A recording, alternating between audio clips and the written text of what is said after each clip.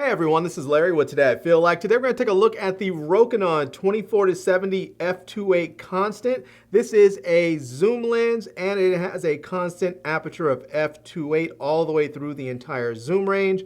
And I'm going to be putting this on my Sony a7R III. This is a high resolution camera, so it should go ahead and push the limits of what this lens can do. Now I have currently on here the 24-105 f4. This was my first Sony lens and it has pretty much lived on a camera ever since I've gotten it. And we're gonna finally take it off and put on the Rokinon and see how it does. So first things first, let's get this lens unboxed and see what comes inside, and then let's put it on my camera and test it out.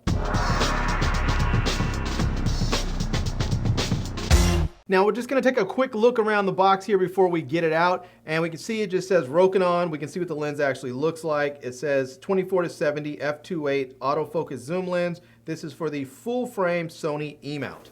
So we can see again just a different angle right there. On this side, just a little bit of branding, and on that side we can see it says it has ED, ASP, HR, and ASP there. So yeah, those are the different elements inside the lens. All right, let's go ahead and take this lens out of the box so we can see what we're going to get inside of it.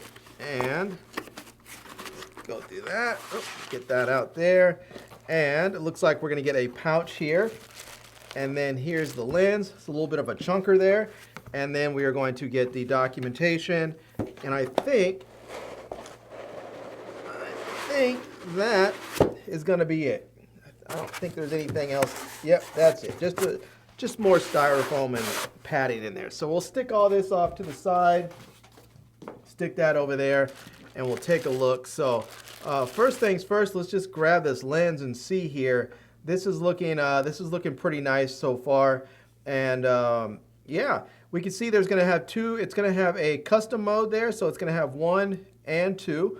I'm not exactly sure what that's going to allow us to do, but maybe we'll figure that out along the way.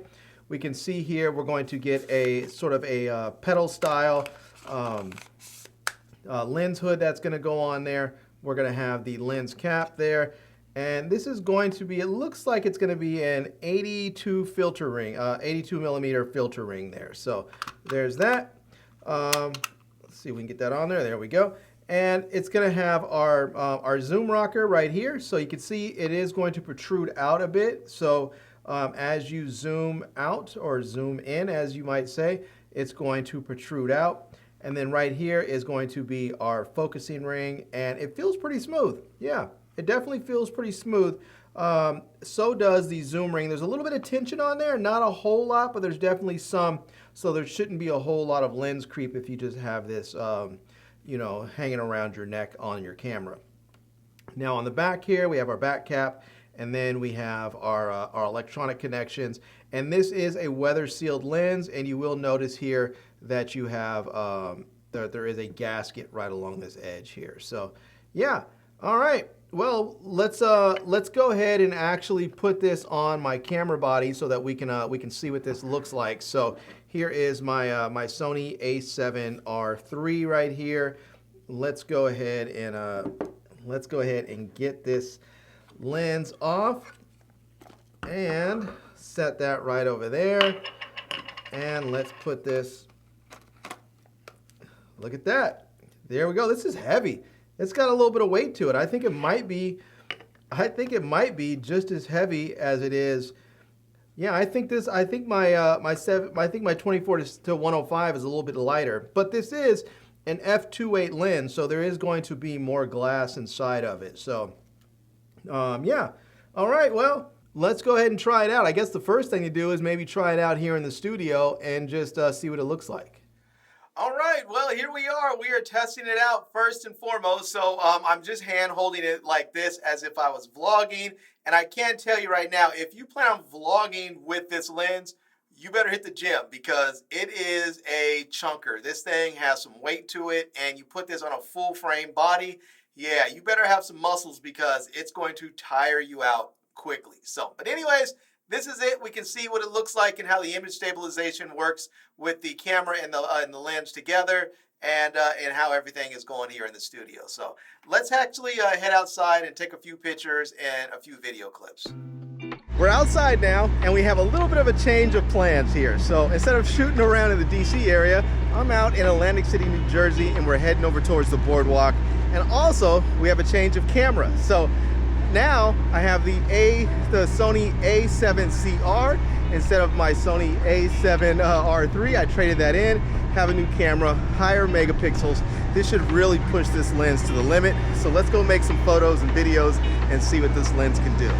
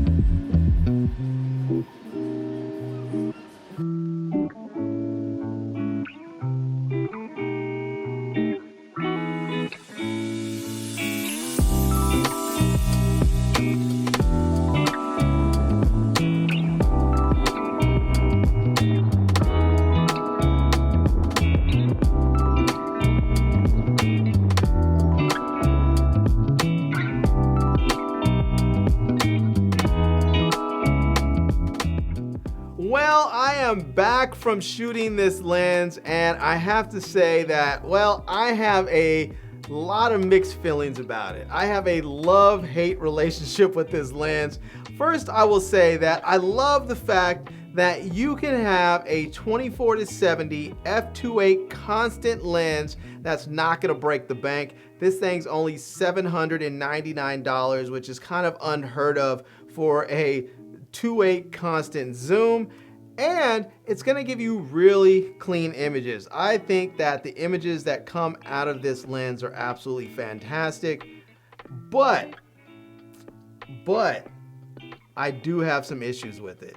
And one of those issues is that it just has some weird quirks, like it does this pulsing thing when you're autofocusing. And I don't know what it is, because when you actually push the shutter all the way down to take the photo, it seems to lock focus and take the photo. But before that, it's just this constant pulsing in and out, this constant jittering in and out, which is just a mess. It makes it so that you never really have confidence on whether or not you got the shot, and you're constantly going back and reviewing your images to see if you did.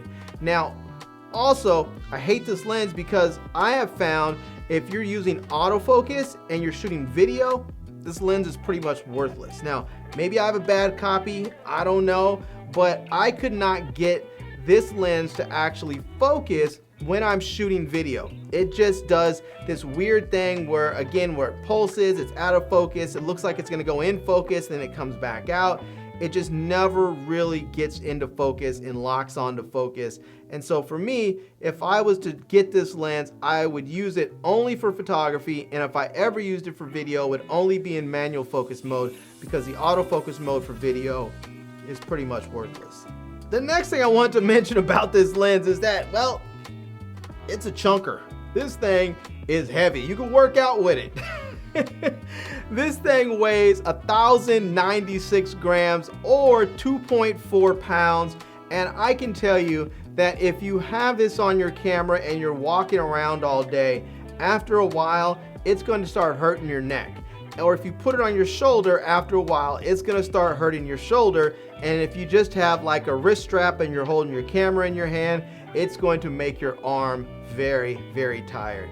At 2.4 pounds or 1,096 grams, this is a very, very heavy lens. Now, with all of that said, with all of the good and the bad with that said, I have to say I still recommend this lens, because if you are someone who is starting out and you want to have a constant aperture zoom, 24-70, and you don't have Sony money or you don't have Sigma lens money, this is going to be a good alternative. It's going to give you good images for photography, and it's going to do so at the right price. You're going to get this at $799 or $800, but just be aware there are some shortcomings. One, it's heavy. Two, I found that it doesn't seem to work all that great for video, and three, I found that I get that pulsing back and forth when I'm autofocusing in photography, making it so that I'm not very confident that I nailed my shots, even though when I would go and review them, I nailed my shots. So there you go. But if you look on the Sony side, the new Sony version of this same focal length with the same aperture is around $2,300, but it is a little bit lighter. That's one thing. That lens is about a half a pound lighter. It's like 1.9 pounds. I forgot what that is in grams. And if you look at the Sigma lens version, that one is about $1,200, but it is about almost a full pound lighter. That one is like 1.6 pounds, so it's considerably lighter. And it is actually cheaper than the Sony lens, but it's still significantly more expensive than this one. It's about $400 more expensive than this one, or 50% more. So that's something to consider. So I'd say I'm still gonna recommend this for certain people, but if you're someone who's like doing mission critical work, it may not be for you, because you may not feel the confidence in your photography with that pulsing that happens. So there you go. All right, that's it. I'm gonna leave links to this lens down below in the video description so you can check it out. I'm also gonna leave links to my Amazon page and my social media contacts so you can reach me elsewhere. And I hope you enjoyed seeing this video. If you did, please give it a big thumbs up, and please subscribe to this channel and follow me on Instagram. And I am Larry with Today I Feel Like. Thanks for coming back to see me. Come back and see me soon. And until next time, love, peace, and hair grease. Peace.